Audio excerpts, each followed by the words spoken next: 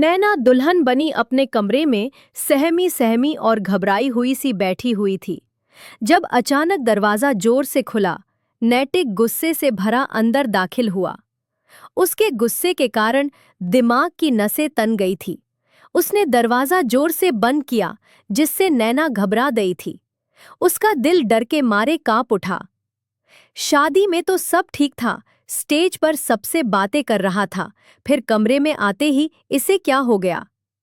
उसका दिल धक से हुआ, हाथ पैर ठंडे पड़ गए। नैना अभी कुछ समझ भी नहीं पाई थी कि नैतिक ने आते ही उसका बाजू जोर से पकड़ लिया। नैतिक की सख्त उंगलियां नैना की नाजुक कलाई में धंस कर रह गई थी। उसे दर्द का एहसास हो रहा था, मगर वो कुछ बोल नहीं पा रही थी। डर के मारे उसकी जान हलक में अटक गई। शादी की पहली रात उसने अपने दूल्हे से यह सब तो एक्सपेक्ट नहीं किया था। नैतिक सख्त गुस्से भरे शब्दों में बोला, उठो अभी के अभी, मेरे बेड से नीचे उतर जाओ। तुम जैसी काली कलूटी लड़की को मैं अपने आसपास भी देखना गवारा नहीं कर सकता। मेरे बेड पर बैठना तो बहुत बड़ी बात है। नैना बुरी तरह घबरा गई। उसके शब्दों में गुस्सा सुनकर वो हैरानी से उसे देखने लगी। उसका रूखा व्यवहार देखकर वो कांप उठी थी और जल्दी से बोली, क्या हुआ? कुछ हुआ है क्या आपको? आप ऐसी बातें क्यों कर रहे हैं? जबकि विवाल गुस्से से चिल्लाया, हाँ हुआ है, बहुत कुछ हुआ है मेरे साथ, जो नहीं होना चाहिए था। मेरी जिंदगी बर्बाद हो गई। फिर उसने नैना का हाथ पकड़कर तेजी से घसीटते हुए उसे आईने के सामने लाकर खड़ा कर दिया और बोला, अपनी शक्ल देखी है तुमने? अपना रंग देखा है? मेकअप की मोटी परत भी तुम्हारे काले रंग को छुपाने में नाकाम है। क्या सोचकर तुमने मुझ जैसे इंसान से शादी करने के बारे में सोचा? तुम्हारा और मेरा कोई जोड़ नहीं है। और नैना नैतिक को आंसू भरी निगाहों से देखने लगी। इतना अपमान, इतनी तकलीफ उसने कभी नहीं सोचा था।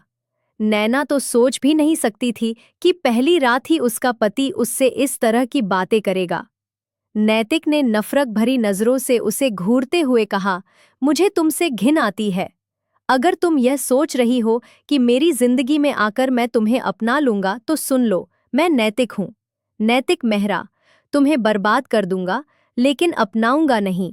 मेरी माँ ने न जाने क्या सोचकर तुम्हें मेरी बीवी बना दिया। उन्होंने मुझे धमकियां देकर तुमसे शादी तो करवा दी, लेकिन एक बात याद रखना, मेरी नजरों में तुम कुछ भी नहीं हो, कुछ भी नहीं। इस घर की एक मामूली नौकरानी की भी शायद मेरी नजरों में कुछ इज्जत हो, लेकिन तुम्हारी तो वो भी नहीं है। ये कहते हुए उसने नैना को झटके से पीछे धकेला और वो गिरते गिरते बची। उसकी आंखों से आंसू लगातार बह रहे थे, लेकिन नैतिक को इसकी कोई परवाह नहीं थी। वो जल्दी से अपनी अलमारी की ओर बढ़ा और गुस्से से उसे खोला, अपने कपड़े निकाले और बाथरूम में चला गया।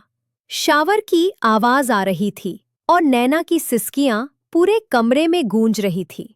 उसने तो कभी सपने में भी नहीं सोचा होगा कि नैतिक उसकी इस हद तक बेइज्जती करेगा। वो धीरे धीरे कदम उठाते हुए आईने के सामने आकर खड़ी हो गई थी। रोने की वजह से उसका मेकअप कहीं कहीं से धुनने लगा था और जहां से उसकी असल रंगत झलक रही थी। आज से पहले उसे कभी अपने रंग रूप से कोई शिकायत ना थी। वो जैसी भी थी, खुद में मस्त रहने वाली लड़की थी, और ना ही आज तक कभी उसे किसी ने उसके रंग रूप की वजह से हीन भावना का शिकार बनाया था, बल्कि हर कोई उसकी तारीफ ही करता था। गहरा रंग होने के बावजूद भी उसके चेहरे पर एक ऐसी चमक थी जो लोगों को अपनी ओर खींचती थी। झील से गहरी आंखों का जादू लोगों को एक पल में ही मदहोश करके रख देता था। तीखे नए नक्श उसे सबसे अलग बनाते थे, लेकिन नैतिक को कुछ भी नजर नहीं आया था सिवाय उसकी काली रंगत के।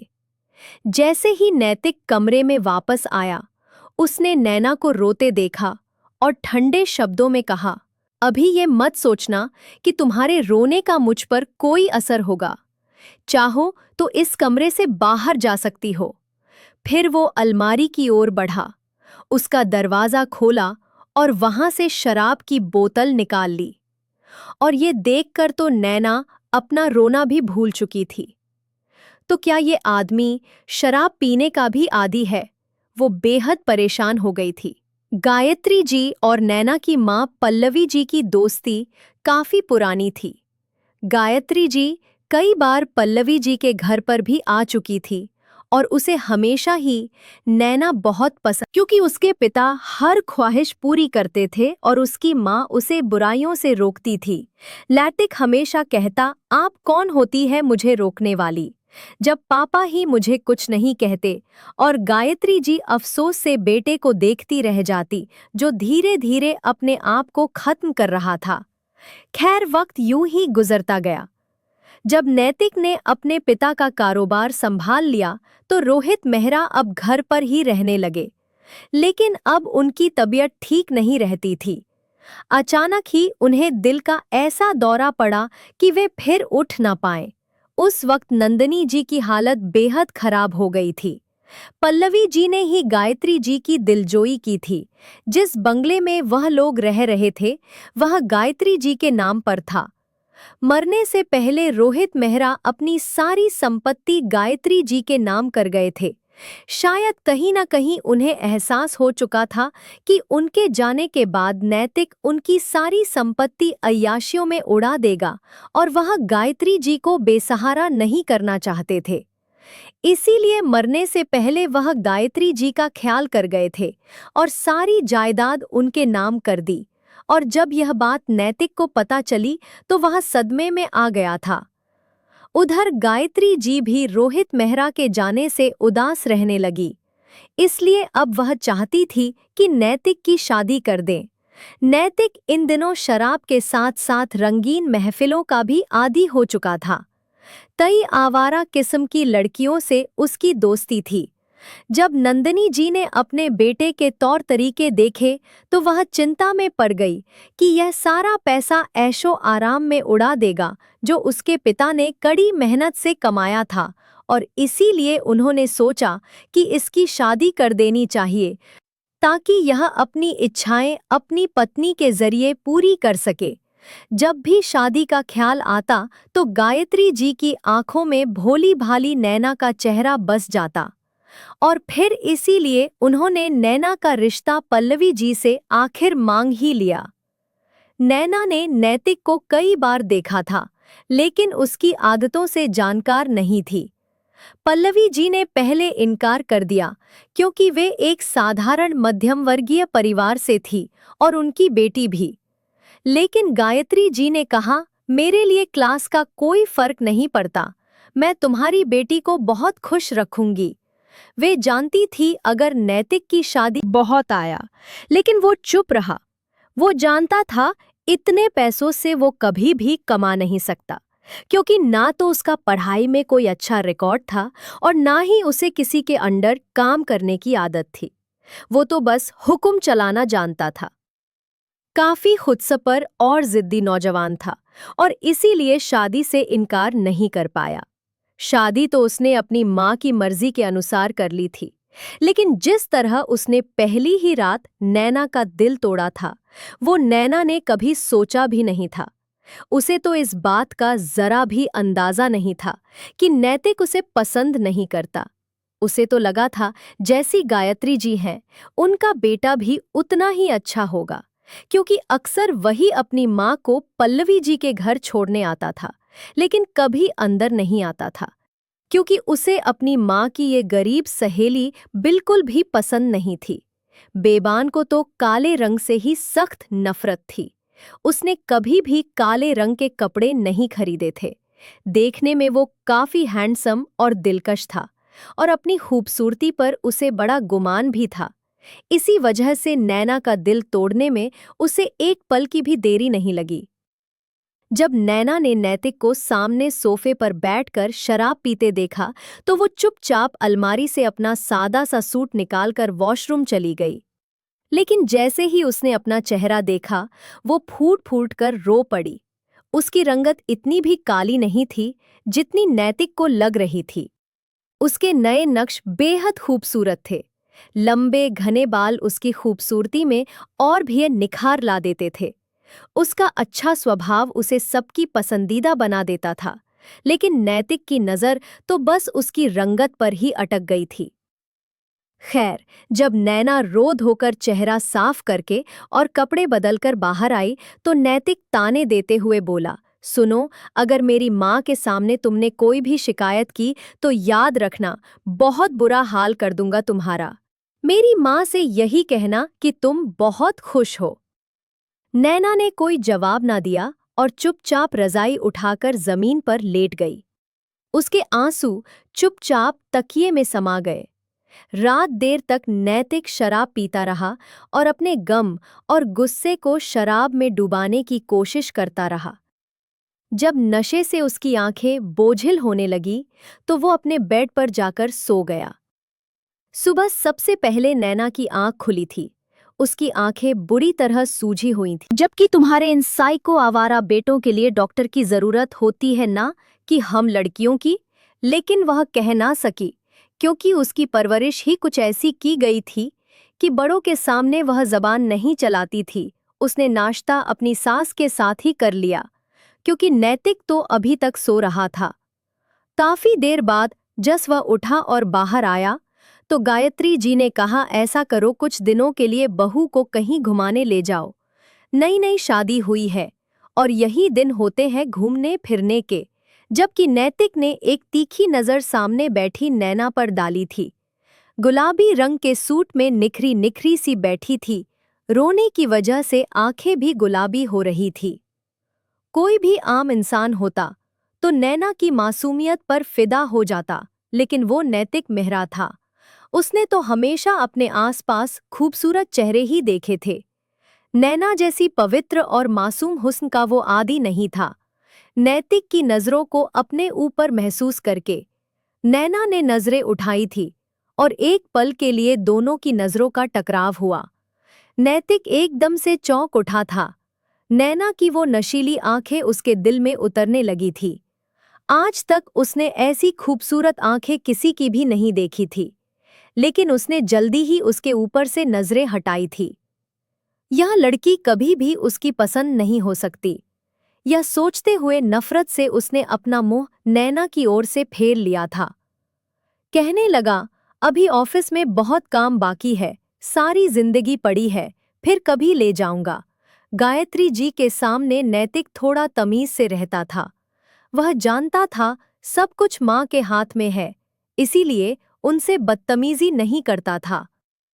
लेकिन धीरे धीरे वह हर चीज अपने नाम करवाना चाहता था और फिर इस लड़की को अपनी जिंदगी से हमेशा के लिए निकालना चाहता था।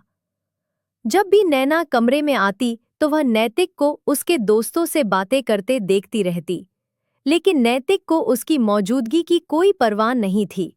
एक दिन जब नैना नहाकर आई तो उसने देखा उसके बालों पर नैतिक का तौलिया लपटा हुआ था। जैसे ही उसने तौलिया उठाया, नैतिक भड़क उठा और गुस्से से चिल्लाया, तुम्हारी हिम्मत कैसे हुई मेरा तौलिया इस्तेमाल करने की? यह कहते हुए वो गुस्से में उसके करीब आया था और एक झटके से उसके बालों में लिपटा हुआ तौलिया खींच लिया। बेद के बोलने का अंदाज कड़वा हो गया था। गायत्री जी ने कहा, यहीं रख दो, पहले मैं फाइल पढ़ूंगी, उसके बाद ही साइन करूंगी।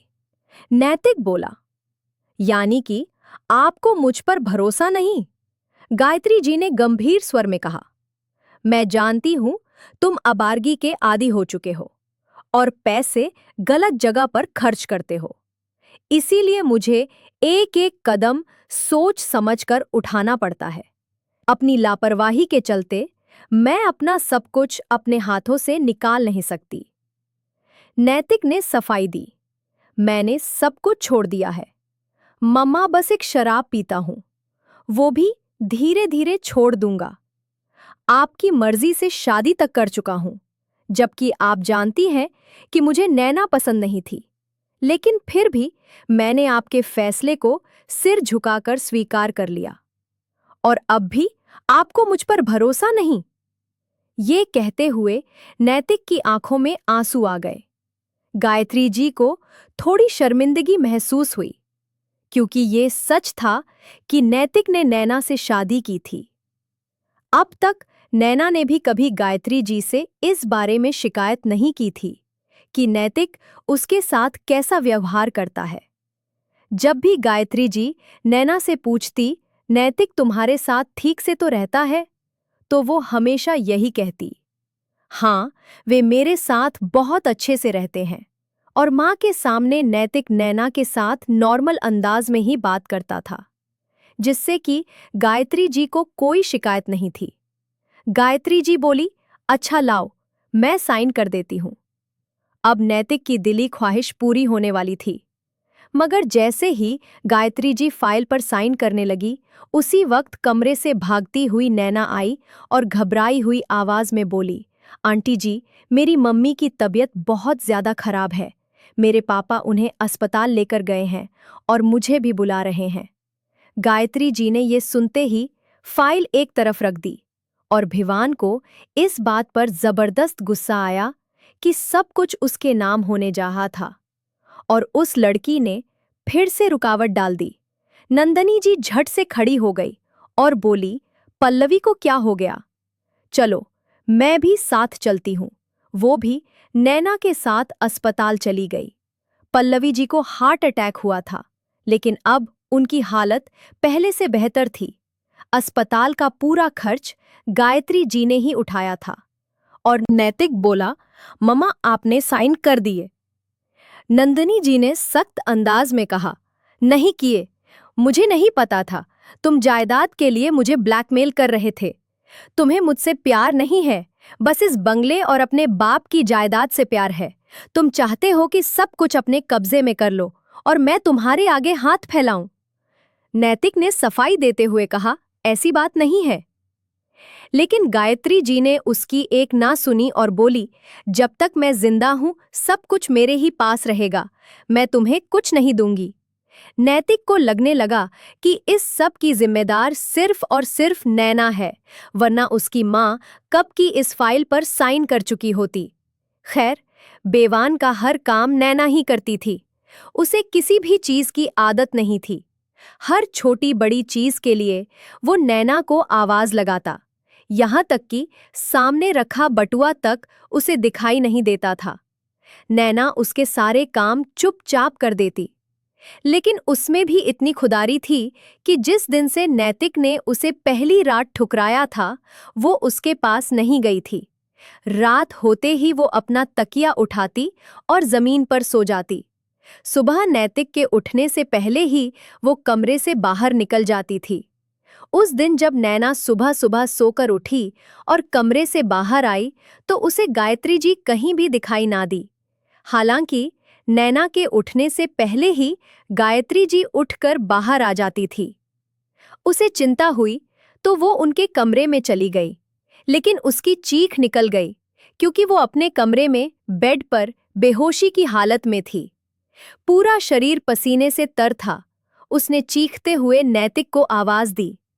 नैतिक भी भागा हुआ आया और मां को अस्पताल लेकर गया, जहां पता चला कि उन्हें हार्ट अटैक हुआ था।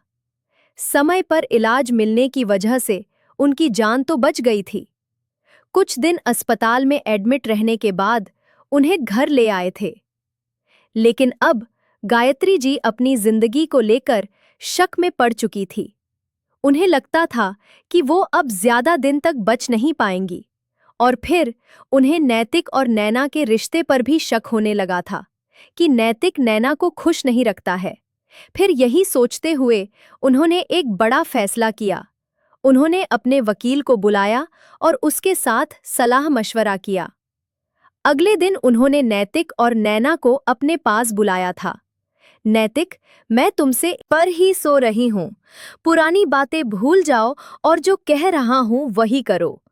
नैतिक ने उसे खींचते हुए अपने करीब किया था और उसकी कमर में अपने बाजू डाल दिए। फिर उसके चेहरे को अपनी उंगलियों से छूते हुए बोला, तुम एक जवान लड़की हो।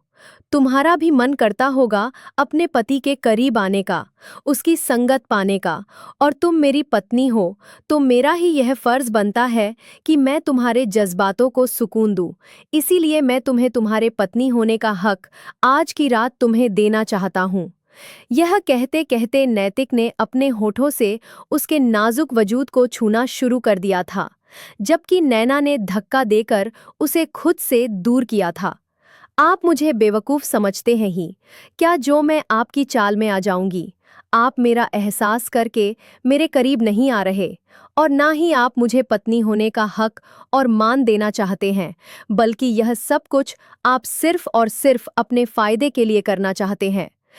क्योंकि मम्मी जी ने जायदाद आपके बच्चे के नाम कर दी है और आपको अब मुझसे अपना बच्चा चाहिए। नैना के मुंह से सच्चाई सुनकर बेबान गुस्से से उसकी ओर बढ़ा था। जब सब जानती और समझती हो तो फिर विरोध किस बात का? मुझे यह जायदाद चाहिए और इसके लिए मैं कुछ भी करूंगा, और तुम किस हक से मुझे खुद से दूर कर रही हो? पति हूं तुम्हारा, तुम्हारे साथ रिश्ता बनाना मेरा हक है। यह कहते कहते उसने नैना को अपनी बाहों में भर लिया था, और जैसे ही नैतिक के हाथों ने नैना के डोरियों को खोला था, नैना ने उसके मुंह पर एक जोरदार थप्पड़ मारा था और उसे दूर धक्का दे दिया। खबरदार जो मेरे करीब भी आने की कोशिश की। मुझे भीख में दिए हुए तुम्हारी संगत के पल नहीं चाहिए। अगर इस रिश्ते को निभाना चाहते हो तो पूरे दिल से निभाओ, वरना वरना मैं मम्मी जी को जाकर सब कुछ सच सच बता दूंगी, और फिर ये सारी जायदाद ट्रस्ट में चली जाएगी। फिर हाथ मलते रह जाना। यह कहकर वह गुस्से से सुलगती हुई कमरे से बाहर चली आई थी, जबकि नैतिक अपने गाल पर हाथ रखे हैरान परेशान था। वो तो कुछ बोल ही नहीं पाया था। वो तो इस लड़की को छुई मुई डरपोक और नाजुक सी लड़की समझता था, लेकिन यह तो तेज तूफान निकली थी। छोड़ूंगा नहीं मैं तुम्हें। नैतिक गुस्से से बल खाकर रह गया था, लेकिन वह मजबूर था, कुछ भी नहीं कर सकता था।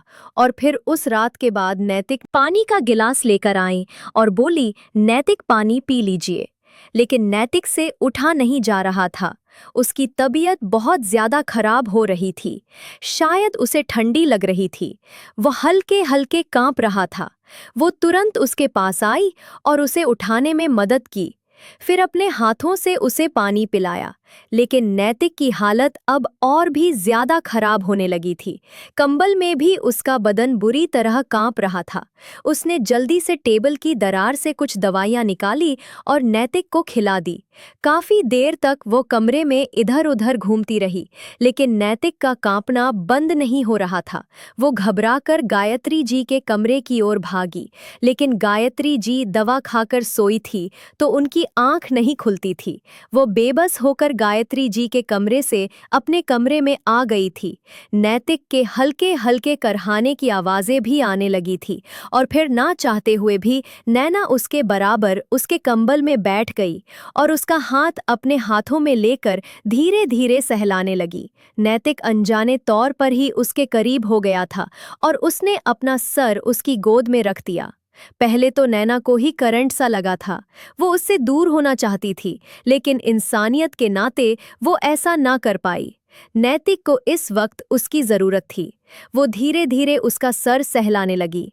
नैतिक के वजूद का कंपन वो अच्छी तरह महसूस कर रही थी। ठंड से कांपता नैतिक धीरे धीरे नैना के वजूद में समाने लगा था और खींचकर उसे अपनी बाहों में भर लिया। नैना ने सोचा था जब नैतिक की तबीयत थोड़ी सुधर जाएगी तो वो उठकर अपनी जगह चली जाएगी, लेकिन जब दो जवान दिल एक साथ मिले तो आग तो लगनी ही थी। बुखार की और बेहोशी की हालत में भी बेबान के हाथ उसके वजूद पर शरारत करने लगे थे। नैना जो उसे दूर हटाना चाहती थी, लेकिन ना जाने कौन सी सख्ती थी जो उसे नैतिक से दूर नहीं कर पा रही थी। वो उसके हाथों को अपने ऊपर से चाहकर भी हटा न पाई। नैतिक उसके नाजुक छूने लगा। कुछ ही पल में नैना बुरी तरह मदहोश होने लगी थी और मचल कर नैतिक के बाजुओं में सिमट गई। धीरे धीरे नैतिक उस पर बादल की तरह छाने लगा था। चाहकर भी नैना उसे रोक नहीं पाई और उन दोनों के बीच बीच पति पत्नी का एक पवित्र रिश्ता बन चुका था, जब नशे की हालत में ही उसकी आंख लगी और वो नैतिक के पहलू में ही लेटी सो गई थी। और फिर नैना की आंख भी हुआ था। वो नैतिक के चेहरे पर, उसकी आंखों में कुछ तलाशने की कोशिश करती, लेकिन वहां वही ठंडे से भाव होते जो उसे अंदर तक जमा कर रख देते थे। नैतिक ने उससे एक बार भी बात न की थी, जबकि उसे तो लगा था वो उससे कोई शरारती, कोई रोमांटिक सी बात करेगा, लेकिन ऐसा कुछ भी नहीं हुआ था। नैतिक के दिमाग में तो कुछ भी नहीं था, तो क्या जो कुछ हुआ नैतिक को कुछ भी याद नहीं? वो नशे की हालत में मेरे करीब आया और मुझे अपना हक वसूल कर लिया। यह सोच आते ही नैना की आंखों में आंसू आ गए थे। उसे अपना आप बहुत कम महसूस हुआ था। यह मैंने क्या कर दिया? मुझे खुद पर कंट्रोल क्यों नहीं रहा? इन्हीं दिनों नैतिक को अपने ऑफिस की सेक्रेटरी रिहा पसंद आ गई थी। रिहा बिल्कुल वैसी ही थी जैसी नैतिक चाहता था। वो पूरी तरह रिहा के इश्क में डूबने लगा था। रिहा के हुस्न का जादू नैतिक के दिलो दिमाग पर सवार हो चुका था। वो बेहद खूबसूरत थी और नैतिक उस पर खूब पैसा लुटाता था। लेकिन रिहा लालची टाइप की लड़की थी। एक दिन उसने कहा, मैं आपसे शादी करना चाहती हूँ, प्लीज मुझे अपना लीजिए। अब तो हमारे आसपास के लोग हमारे रिश्ते पर सवाल उठाने लगे हैं। नैतिक ने जवाब दिया, बस जैसे ही जायदाद मेरे नाम हो जाएगी, मैं अपनी बीवी को छोड़ दूंगा और तुमसे शादी कर लूंगा। पैसे के लालच में रिहा नैतिक की बीवी बनने के ख्वाब देखने लगी। जब गायत्री जी को अपने बेटे की करतूतों का पता चला, तो उन्होंने उसे डांटते हुए कहा, अगर तुम अपनी हरकतों से बाज नहीं आए तो मैं तुम्हें घर से निकाल दूंगी। नैतिक गुस्से में बोला, आपको मुझसे ज्यादा उस लड़की की फिक्र है? वो आपको मेरे खिलाफ भड़काती रहती है और आप उसे कुछ नहीं कहती, बस मुझे ही धमकाती रहती हैं। अब घर में रोज रोज झगड़े बढ़ने लगे थे। गायत्री जी अब तब तक जागती रहती जब तक नैतिक घर नहीं आ जाता था। लेकिन नैतिक को अब इस बात की कोई परवाह नहीं थी, क्योंकि उसने ऑफिस के सारे काम अपने हाथों में ले लिए थे। गायत्री जी के पास अब ऑफिस के मामलों में कोई अधिकार नहीं बचा था। नैतिक चाहता था कि वो एक छोटा सा प्लॉट खरीदे और रिहा से शादी कर ले, लेकिन उसे ये भी पता था कि उसकी माँ उसे ये कभी भी करने नहीं देंगी। एक दिन जब नैतिक, मेरा रिश्ता पक्का हो गया है, खुशियां मनाओ कि अब तुम्हारा मुझसे पीछा छूट गया। जबकि ये सुनकर नैतिक के होश उड़ गए। रिहा रोने लगी और गुस्से में बोली, यही चाहते थे ना तुम? कब से तुमसे कह रही थी मेरे घर रिश्ता भेजो। नैतिक जल्दी से बोला, मैं आज ही तुम्हारे घर वालों से तुम्हारा रिश्ता मांग लेता हूं। जब वो रिहा के घर रिश्ता लेकर पहुंचा, तो उसके पिता ने साफ कह दिया, जब तक तुम अपनी पहली बीवी को तलाक ना दोगे, मैं अपनी बेटी का रिश्ता तुमसे नहीं करूंगा। ये सुनकर नैतिक ने बिना सोचे कह दिया कि मैं आज ही अपनी बीवी को तलाक दे दूंगा। अब नैतिक को किसी चीज का कोई डर नहीं था। सारी जायदाद तो उसके नाम हो ही चुकी थी। जैसे ही वो घर पहुंचा, उसने नैना पर चिल्लाना शुरू कर दिया और वो सब कह दिया कि मैं तुम्हें अब अपनी जिंदगी में नहीं रख सकता। मैं तुम्हें तलाक देकर हमेशा के लिए तुम्हें अपने घर से निकालने वाला हूं। और ये सुनते ही गायत्री जी के तो होश उड़ गए थे। उन्होंने गुस्से में नैतिक के मुंह पर जोरदार थप्पड़ दे मारा और गुस्से से गरजती हुई बोली, पागल हो गए हो क्या? वो तुम्हारे बच्चे की मां बनने वाली है और तुम उसे तलाक दे रहे हो। तलाक का नाम सुनते ही नैना बेहोश होकर गिर गई। जब उसने गायत्री जी के मुंह से ये सुना कि वो मां बनने वाली है, तो नैतिक के शरीर में जैसे आग लग गई थी। वो गुस्से के मारे पागल हो गया, क्योंकि उसके जानने में तो उसने अब तक नैना को छुआ तक नहीं था। फिर ये बच्चा कैसे हो सकता था? जल्दी से गायत्री जी ने नौकरों को बुलाया और नैना को अस्पताल ले गई। लेकिन नैतिक के दिमाग में गुस्से और नफरत की आग जल रही थी। उसे यकीन नहीं हो रहा था कि वही लड़की जिसे उसकी माँ ने अच्छे संस्कार और पवित्र किरदार के कारण उसकी पत्नी बनाया था, ऐसा कुछ कर सकती है। न जाने उसने किसके साथ गलत रिश्ता बना लिया था। नैतिक तो ये सोच सच कर ही गुस्से से आग बबूला हो रहा था। मैं नैना को छोड़ूंगा नहीं। उसने मेरी पत्नी होते हुए भी किसी और के साथ गलत हरकत कैसे की? हालांकि वो खुद भी कोई नेक इंसान नहीं था, लेकिन फिर भी ये बात उसे बर्दाश्त नहीं हो रही थी। कुछ ही देर में गायत्री जी नैना को अस्पताल से वापस को किसी और ने छुआ है, वो किसी और के बच्चे की मां बनने वाली है, ये उसके लिए बहुत बड़ी बात थी। भले ही नैना सांवली थी, लेकिन उसे यकीन था वो सिर्फ उसकी थी। भले ही उसने उसे कभी छुआ तक नहीं था, लेकिन उसे हमेशा यही सुकून रहता था, वो पवित्र है, बेदाग है। जैसे ही रात हुई, वो अपने कमरे से बाहर निकल आया। गेस्ट रूम का दरवाजा खोला, सामने देखा नैना गहरी नींद में ही सो रही थी। उसे यूं बेखबर सोता देखकर नैतिक के अंदर और भी गुस्सा भड़क उठा। उसने आगे बढ़कर नैना का बाजू पकड़कर जोर से झिंझोर डाला। नैना हड़बड़ा कर उठी, सामने गुस्से से तमतमाते नैतिक को देखकर झुंझलाते हुए बोली, मेरा हाथ छोड़िए, और वैसे भी मैं कल चली जाऊंगी, यही चाहते हैं ना आप? नैतिक ने दांत खींचते हुए कहा, पहले ये बताओ, ये बच्चा किसका है? नैना ने नजरें झुका ली और बोली, आपको क्या लगता है? नैना का सवाल करना नैतिक के गुस्से को और भी बढ़ा चुका था। वो गुस्से के मारे चीख कर बोला, जो पूछ रहा हूं उसका जवाब दो, ये बच्चा किसका है? नैना उसे बताना चाहती थी, ये बच्चा तुम्हारा ही है। उसे उन नाजुक पलों की याद दिलाना चाहती थी, लेकिन उसके हंट बोलते बोलते खामोश हो गए थे। इस पत्थर दिल इंसान से अपना सर फोड़ने का कोई फायदा नहीं था।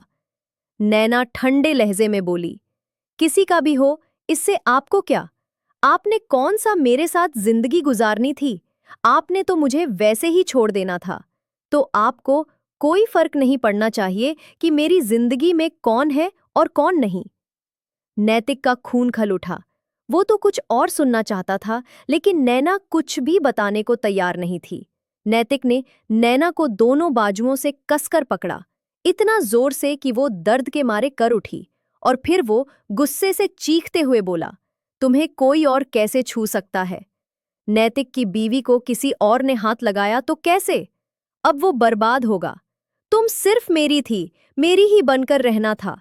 मेरे अलावा तुम पर कोई नजर डाले, तुम्हें उंगली भी लगाए, ये मुझे गवारा नहीं। वो जैसे जुनूनी सा हो गया था। वो भूल चुका था कि वो तो नैना से नफरत करता था। फिर वो उसके लिए इतना पॉजिटिव क्यों हो रहा था? उसे यह बात क्यों गवारा नहीं हो रही थी कि उसके अलावा भी नैना की जिंदगी में कोई दूसरा है? नैना ड्राइवर से कहा, बस मुझे मायके छोड़ आओ, जबकि ड्राइवर उसे इस वक्त जाते हुए देखकर घबरा कर बोला, बड़ी मैडम से तो पूछ लीजिए। नैना कड़वे स्वर में बोली, अगर तुम नहीं ले जाओगे तो मैं खुद ही चली जाऊंगी। ड्राइवर मजबूर होकर उसे उसकी माँ के घर छोड़ आया। बेटी को देखकर उसकी माँ ने चिंता से पूछा, बेटा सब ठीक तो है? नैना ने जबरन मुस्कुराने की कोशिश की, आप बीमार हैं और मेरी भी तबीयत ठीक नहीं लग रही थी, इसीलिए सोचा कुछ दिन आपके पास रह लूं। असल बात वो अपनी माँ से छुपा गई, क्योंकि उसकी माँ दिल की मरीज थी और वो उन्हें कोई सदमा देना नहीं चाहती थी। अगली सुबह नैतिक की आंख खुली तो वह गेस्ट रूम में ही सोया हुआ था। नैना के जाने के बाद वह अपना सर पकड़कर वहीं बैठ गया था और ना जाने कब उसकी आंख लग गई थी। जब अपने कमरे में गया तो देखा नैना वहां नहीं थी। फिर गायत्री जी ने उसे बताया कि नैना जा चुकी है। नैतिक गुस्से से बोला, चली जाए, लौट कर कभी मेरी जिंदगी में ना आए। गायत्री जी ने तड़प कर कहा, अगर तुम्हें उसके साथ ऐसा ही सलूक करना था तो पहले बता देते, मैं नैना को कभी इस घर में बर्बाद होने के लिए लेकर नहीं आती। मैं तुम्हें इस घर से निकाल देती और अभी भी तुम जा सकते हो। नैतिक ने ठंडी हंसी हंसते हुए कहा, मैंने आपसे सारे कागजात साइन करवा लिए हैं। अब यह घर, यह जायदाद सब मेरे नाम है। आप मुझे इस घर से निकाल नहीं सकती। अब मैं अपनी मर्जी से जीऊंगा, रिहा से शादी करूंगा। यह सुनकर गायत्री जी ने जैसे अपना दिल पकड़ लिया। वो वहीं बेहोश होकर गिर पड़ी। जब विमान ने अपनी माँ को बेहोश देखा तो घबराकर उन्हें अपनी गोद में उठाया और तुरंत अस्पताल लेकर भागा। यह सदमा नंदिनी जी बर्दाश्त नहीं कर पाईं कि उनका बेटे नैतिक ने उन्हें धोखा दिया था। जब वह होश में आई तो नैतिक उन्हें घर ले आया था, लेकिन उन्होंने उससे बात करना बिल्कुल बंद कर दिया था। वो बस चुपचाप अपने कमरे में रहने लगी थी। नैतिक को अपनी माँ की नाराजगी खल रही थी, लेकिन उसे पता था वह सिर्फ और सिर्फ नैना की वजह से उससे नाराज है। अगर नैना उसकी जिंदगी में ना आई होती तो सब कुछ उसकी मर्जी के अनुसार हो रहा होता। नैतिक पहले ही रिहा से कह चुका था कि वह जल्दी ही उसके माता पिता से मिलेगा और शादी कर लेगा। एक दिन जब रिहा ने छुट्टी मांगी तो उसने उसे छुट्टी दे दी। दूंगी या फिर उससे तलाक ले लूंगी, मुझे सिर्फ पैसे से मतलब है। प्यार तो मैं तुमसे करती हूँ। लड़का खुश हो गया। ये सब सुनकर न जाने क्यों नैतिक को बिल्कुल भी दुख नहीं हुआ। वो एक कड़वी मुस्कान के साथ वहां से हट गया। उसे फिर से नैना की याद आई थी, लेकिन फिर वही सवाल उसके दिमाग में घूमने लगा, वो बच्चा किसका था? और ये सोचकर वो और भी बेचैन हो गया। घर लौटकर अपने कमरे में आया तो देखा चादर बिखरी पड़ी थी। वो नौकरों से काम नहीं कराता था, कहता था कि उनके गंदे हाथों से चादर खराब हो जाएगी, इसीलिए नैना ही उसका सारा काम अपने हाथों से करती थी। खासकर उसके कपड़े पूरी सफाई से रखती थी। लेकिन जब से वो गई थी कमरा अस्त व्यस्त था। गायत्री जी ने भी उस पर ध्यान देना बंद कर दिया था। आज नैतिक को बार बार नैना की याद आ रही थी। वो बिना शराब पिए घर लौटा। सुबह होते ही उसने अनजाने में कहा, मेरे कपड़े निकाल दो नैना, कोई हल्की सी शर्ट। लेकिन फिर बोलते बोलते अचानक चुप हो गया था। नैतिक को याद आया कि वो तो है ही नहीं जिससे वो कह रहा था, जिस पर हक जताकर बिना किसी झिझक के काम करवाता था, जिस पर हक जताकर उसे दिन रात बेइज्जत करता था। अब वो किसे आवाज दे रहा था? उसने खुद अपने कपड़े निकाले, लेकिन समझ नहीं आ रहा था कि कौन सी चीज कहाँ रखी है। उसे अब खीज होने लगी थी। गुस्से में चीख पड़ा, क्या मुसीबत है ये? थोड़ी देर खड़ा सोचता रहा कि क्या करे और क्या नहीं। फिर कुछ सोचकर नैना को फोन लगाया, लेकिन उसने फोन नहीं उठाया। उसने दोबारा कॉल किया, फिर भी कोई जवाब नहीं मिला। फिर उसने एक मैसेज किया, मेरी चीजें कहाँ रखी हैं? मुझे कुछ भी नहीं मिल रहा। नैना ने मैसेज पढ़कर बस टेक्स्ट में लिखकर ही सब कुछ बता दिया था कि कौन सी चीज कहाँ रखी है। अब नैतिक को अपनी हर चीज अपनी जगह पर मिल गई, लेकिन नहीं थी तो बस इस कमरे में उसकी पत्नी नहीं थी। पहली बार उसे नैना की शिद्दत से याद आई। वो तो कुछ करता ही नहीं था, पर चुपचाप खड़ा अपने हर काम अपनी पत्नी से करवाता था, जैसे वो उसकी कोई जागीर हो। कुछ ही दिनों में उसे एहसास हो गया था कि नैना उसकी जिंदगी में क्या अहमियत रखती थी। लेकिन फिर वही अहंकार और वही सवाल, वो क्यों नहीं बता रही थी उसके पेट में किसका बच्चा है। पहली बार ऐसा हुआ कि रात को नैना की याद इतनी शिद्दत से आई कि नैतिक जैसा कठोर इंसान भी बुरी तरह तड़प तड़प कर रो पड़ा था। रखूंगा आंटी, उसे मेरे साथ भेज दीजिए। लेकिन नैना ने जाने से साफ इनकार कर दिया। उसने कह दिया, माँ, मैं इनके साथ कहीं नहीं जाऊंगी, आप इनसे कह दे कि ये यहाँ से जा सकते हैं। नैना के ठंडे और सपाट लहजे को सुनकर बेबान फिर से गुस्से में आ गया। मैं कुछ सुनना नहीं चाहता, जाओ, जाकर तैयार हो जाओ, मैं तुम्हारा इंतजार कर रहा हूँ, मेरे साथ घर वापस चलो। नैना बोली, आपको सुनाई नहीं देता? तलाक की बात तो आप कर ही चुके हैं। जब मेरे बच्चे की पैदाइश हो जाए तब तलाक दे भी देना। और आप मेरे पास आए ही क्यों हैं? आपकी वो खूबसूरत सी सेक्रेटरी आपके पास है ना, उसी से शादी कर लें। नैतिक गुस्से में बोला, मेरे साथ ज्यादा सवाल जवाब मत करो, जाओ, जाकर तैयार हो जाओ, मैं तुम्हें सिर्फ 10 मिनट दे रहा हूं। नैना तंज कसते हुए बोली, वरना क्या करेंगे आप? वरना वरना मैं तुम्हें जबरदस्ती उठाकर ले जाऊंगा। पत्नी हो तुम मेरी, और तुम पर हक रखता हूं। ये हक तुम्हें अब दिखाई दे रहा है। पहले दिखाई क्यों नहीं दे रहा था, जब तुम मेरी इंसल्ट करते थे, मेरी जात के परखच्चे उड़ाते थे? नैति आग बबूला हो गया। एक तो तुमने पाप किया, उसके बावजूद भी मैं तुम्हें लेने आया हूं, तुम्हें समाज के सामने इज्जत दे रहा हूं, और तुम हो कि मुझे नखरे दिखा रही हो। नैना बेखौफ होकर बोली, मुझे भीख में दी गई इज्जत नहीं चाहिए, वो आप अपने ही पास रखिए। नैति गुस्से में वहां से चला गया। अपने कमरे में पहुंचते ही बड़बड़ाने लगा, ये समझती क्या है खुद को? क्या मैं इसके बिना मर जाऊंगा? नहीं आती तो मत आए, मेरी तरफ से नर्क में जाए। I hate you. मैं ही पागल था कि उसके लिए मेरा दिल नरम हो गया था। सोचते सचते वो बेड पर बैठ गया और फिर बेबसी से मुक्के बेड पर मारने लगा। वो लाख अपने दिल को समझाने की कोशिश करता, लेकिन नैना उसके दिल से निकल ही नहीं रही थी। उसने फिर से स्मोकिंग करना शुरू कर दी, फिर शराब भी पहले से ज्यादा पीने लगा। धीरे धीरे वक्त इसी तरह गुजरता जा रहा था। लेकिन जब 9 महीने बाद उसने अपनी माँ नन्ही जी से सुना कि नैना ने बेटे को जन्म दिया है, तो उसका दिल अजीब तरीके से धड़क उठा। ना जाने क्यों उसका दिल उस बच्चे को देखने के लिए मचलने लगा। लेकिन उसने खुद को समझाया, कौन सा वो मेरा बच्चा है। मैं घर चला गया। उस वक्त नैना घर पर नहीं थी। वो नौकरी ढूंढने के लिए गई हुई थी। उसे पता था उसके माँ बाप इतने अमीर नहीं हैं कि उसके और उसके बच्चे के खर्च उठा सके। जब नैतिक वहां पहुंचा तो पल्लवी जी ने कहा, नैना घर पर नहीं है। कहने लगा, बच्चा कहाँ है? पल्लवी जी ने कहा, तुम्हारा बच्चा सो रहा है।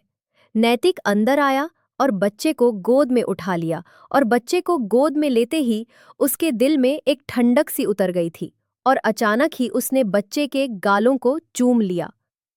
ये एहसास कितना खूबसूरत था, जैसे हवाओं में उड़ रहा था। वो बेकाबू सा होकर अपने बच्चे के गालों को बार बार चूमने लगा, यहाँ तक कि बच्चा परेशान होकर रोने लगा, और फिर उसे अपने सीने से लगाकर उसे चुप कराने लगा। उसकी आंखों में नमी उतरने लगी थी। ना जाने कैसा एहसास था जो उसे अंदर ही अंदर गुदगुदाए जा रहा था। कुछ तो कनेक्शन है मेरा इस बच्चे के साथ, वरना इसे देखकर मेरा दिल यूं ना तड़पता। वो बच्चे को लेकर जाने लगा कि तभी पल्लवी जी ने उसे रोक लिया। कहाँ जा रहे हो? वो छोटा सा बच्चा है, अपनी माँ के बिना नहीं रह सकता। वो ठंडे लहजे में बोला, अगर माँ को मोहब्बत है तो मेरे घर के दरवाजे खुले हैं। कुछ सोचकर वो सीधे हॉस्पिटल गया और डीएनए टेस्ट करवाया, वो भी अर्जेंट। उसके बाद बच्चे को लेकर घर आ गया। कुछ ही देर बाद नैना का फोन आ गया। नैतिक ने फोन उठाया तो नैना गुस्से में बोली, ये क्या बदतमीजी है? मेरा बच्चा क्यों लिया आपने? आपको तो मेरे किरदार पर शक था ना, तो फिर बच्चे को क्यों ले गए? नैतिक ने ठंडे लहजे में कहा, घर आ सकती हो, मैंने तुम्हें मना नहीं किया है। नैना ने बिना झिझके जवाब दिया, नहीं आना मुझे। मैं सारी जिंदगी अपने किरदार की गवाही नहीं दे सकती।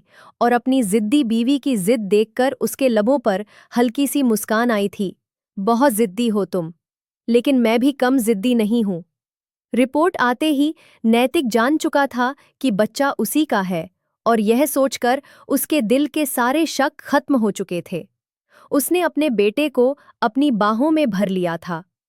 ये मेरा बेटा है, मेरा खून, तभी तो मेरा दिल इसके लिए तड़पता था। इसे गोद में लेते ही मन में गुदगुदी सी होती थी। वो अपने बेटे को चूम रहा था, प्यार कर रहा था, जो बिल्कुल उसी की तरह दिखता था। नैना ने भी शराब पीने की वजह से पता नहीं मैंने तुम्हारे साथ क्या कर दिया, तुम्हें मुझे बताना चाहिए था। नैना कड़वे लहजे में बोली, ताकि तुम खुद को भी आग लगा लेते, क्योंकि जो चीज मुझसे टच हो जाती थी उस चीज से तुम्हें नफरत हो जाती थी, और मैं नहीं चाहती थी मेरी वजह से तुम खुद को नुकसान पहुंचाओ। नैडिक हौले से मुस्कुराया, इतनी फिक्र है मेरी तो यही रह जाओ ना, मैं तुम्हें कुछ नहीं कहूंगा। तुम्हारी जुदाई ने मुझे बदल दिया है। नैना ने आंसू पोंछे और तंज भरी आवाज में बोली, मुझे छोड़ दो नैतिक, मैं काली कलूटी हूं। मेरे साथ रहकर तुम भी मैले हो जाओगे। लेकिन आज उसके ये आंसू नैतिक को झुलसा रहे थे। उसने आगे बढ़कर नैना को एक हाथ से अपने करीब कर लिया। एक हाथ में वो अब भी अपने बच्चे को थामे हुए था और फिर नैना के माथे पर नरमी से प्यार भरा किस दे दिया और उसे अपने सीने से लगा लिया। फिर धीमे स्वर में बोला, मैं बेवकूफ़ था जो तुम्हें पहचान नहीं पाया। आज तुम्हें देखने का मेरा नज़रिया बदल चुका है। मेरी नज़रों से देखो तो तुमसे ज़्यादा हसीन मेरे लिए इस दुनिया में कोई दूसरी औरत नहीं है। मैं तुमसे प्यार करने लगा हूँ क्योंकि तुम मेरी पत्नी हो, सिर्फ मेरी हो, किसी और की नहीं हो सकती। नैना तड़प उठी, मैं काली हूँ, मेरा बच्चा भी काला है। नैतिक मुस्कुराया, खुशकिस्मत है हमारा बच्चा जो रंग अपनी माँ का चुराया और नए नक्श अपने पापा के। देखो ना, कितना खुश है हम दोनों को एक साथ देखकर। मुझे अब काले रंग से मोहब्बत हो गई है। काला रंग अब मुझे खूबसूरत लगने लगा है। नैना बार बार खुद को उसकी पकड़ से छुड़ाने की कोशिश कर रही थी, लेकिन विमान की पकड़ और भी मजबूत हो चुकी थी। वो उसकी आंखों में देखने लगा। वहां उसे अपना ही चेहरा नजर आ रहा था। नैना जब पूरी तरह बेबस हो गई तो उससे के सीने से लगकर फूट फूट कर रोने लगी। उसकी आवाज रंध गई थी, तुम बहुत बुरे हो, मुझे तुमसे नफरत है। नैतिक ने हल्की हंसी के साथ कहा, और मैं तुमसे मोहब्बत करता हूं। नैना ने सिसकते हुए कहा, जब तुम्हें गुस्सा आएगा फिर तुम मुझे छोड़ दोगे। नैतिक ने कहा, नहीं छोड़ सकता, तुम मेरे अंदर बसने लगी हो, कैसे यकीन दिलाऊं तुम्हें। नैना ने भीगी आवाज में कहा, प्लीज तुम शराब पीना छोड़ दो। विमान मुस्कुराया, छोड़ दूंगा। नैना ने फिर कहा, वादा करो, किसी गैर औरत के पास नहीं जाओगे। विमान समेट लिया था और नैना के चेहरे पर ये मोहब्बत के रंग थे जो निखर कर उसे और भी खूबसूरत बना रहे थे। आज वो बहुत खुश थी क्योंकि बहू भी वापस आ गई थी और बेटा भी सुधर चुका था। अगर पत्नी अच्छी हो तो पति अपनी बुरी आदतें भी छोड़ देता है। और रही बात रंग रूप की, तो ये कभी भी मायने नहीं रखता। रंग और रूप को अपनी जिंदगी में दीवार मत बनाओ, नहीं तो जिंदगी खुद ही बेरंग हो जाएगी। दोस्तों, आज की हमारी यह कहानी कैसी लगी कमेंट बॉक्स में जरूर बताना। पसंद आई हो तो प्लीज लाइक करना।